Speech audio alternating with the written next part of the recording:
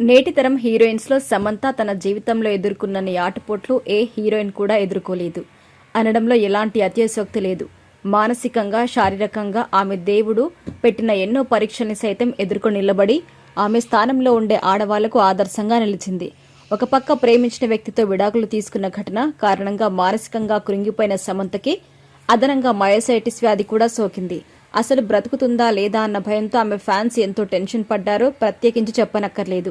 ఎట్టకేలకు ఆ ప్రాణాంతక వ్యాధి నుండి కోలుకొని ఇప్పుడిప్పుడే ఆమె మళ్లీ సినిమా షూటింగ్స్ లో బిజీ అవుతుంది. అయితే రీసెంట్ గా ఆమె తన ఇన్స్టాగ్రామ్ లో పెట్టిన ఒక పోస్ట్ వైరల్ అవుతుంది.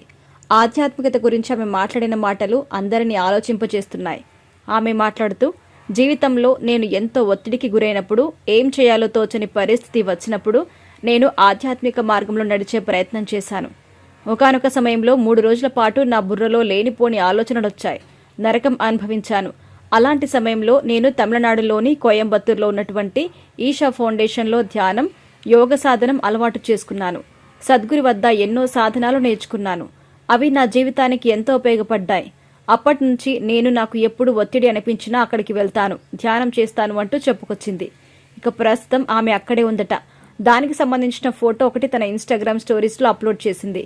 3 రోజుల పాటు ఫోన్ లేదు, కమ్యూనికేషన్ లేదు, కేవలం నాకు నేను మాత్రమే తోడు అని కూడా చెప్పుకొచ్చింది. ఏదో ఒక కారణంతో ఒంటరిగా ఉండడం అత్యంత భయానకమైన విషయం.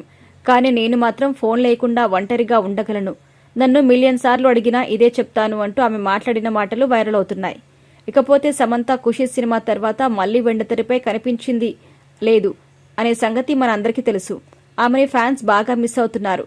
గత ఏడాది ఆమె సిటాడెల్ అనే వెబ్ సిరీస్తో అమెజాన్ ప్రైమ్ ద్వారా ముందుకొచ్చింది. కానీ ఆ సిరీస్కి అనుకున్నంత స్థాయిలో మాత్రం రెస్పాన్స్ రాలేదు. ప్రస్తుతం ఆమె రక్త బ్రహ్మాండ అనే నెట్ఫ్లిక్స్ వెబ్ సిరీస్లో నటిస్తుంది. ఈ వెబ్ సిరీస్తో పాటు ఆమె మా ఇంటి బంగారం అనే సినిమాలో కూడా నటిస్తుంది. ఈ సినిమాకి ఆమె నిర్మాతగా కూడా వ్యవహరిస్తోంది.